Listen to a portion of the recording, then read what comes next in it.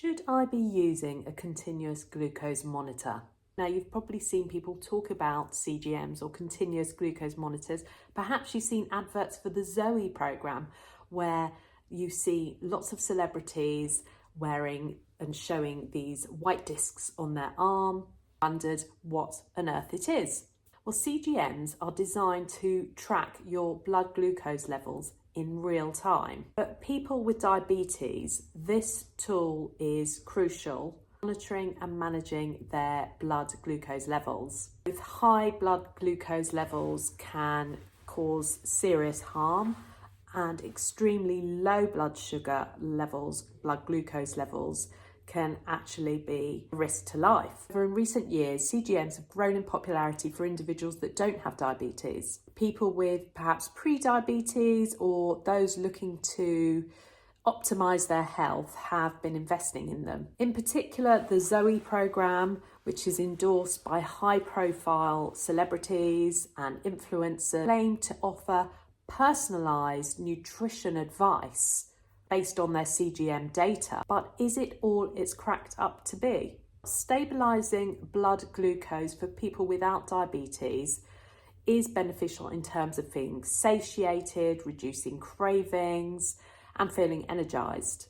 One of the many aspects of eating behavior and nutrition that I help my clients with. However, this can be achieved without the need for expensive equipment and monitors. Continually monitoring your blood glucose levels after every time you eat can be problematic for those who don't have diabetes. It can lead to unhealthy, obsessive behavior. This constant tracking can add to stress and anxiety, especially if you have health anxiety, and particularly if you already have an unhappy relationship with food. It's really important to strike a good balance between monitoring and living a life that is stress-free and much healthier.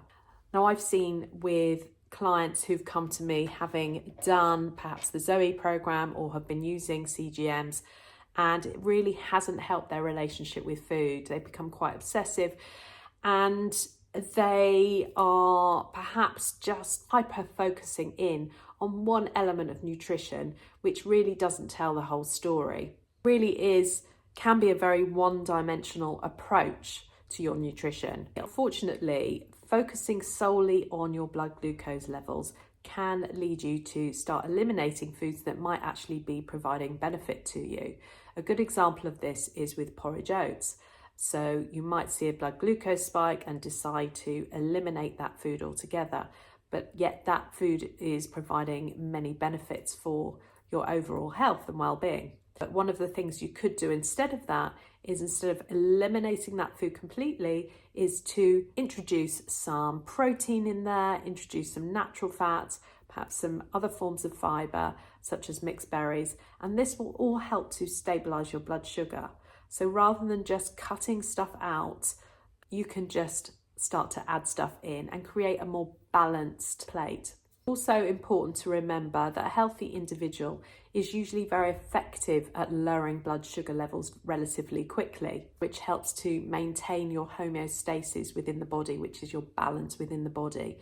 That is, after all, what we're built to do. And it's really important to know that other factors apart from the food we eat can influence our blood glucose levels as well. Other factors such as poor sleep, stress, and physical activity can also influence your blood glucose levels. So if you're just attributing any blood glucose spikes that you see to the food that you're eating, this may be misleading and result in a very restrictive diet unnecessarily. So while CGMs can provide perhaps interesting data for some individuals, it really isn't the whole picture. And an unhealthy focus on just one perspective not only be unproductive, it's potentially harmful. If you balance your nutrition and your eating habits with an overall well-rounded lifestyle, good sleep and stress management, regular movement will be the key to better health overall. Until next time.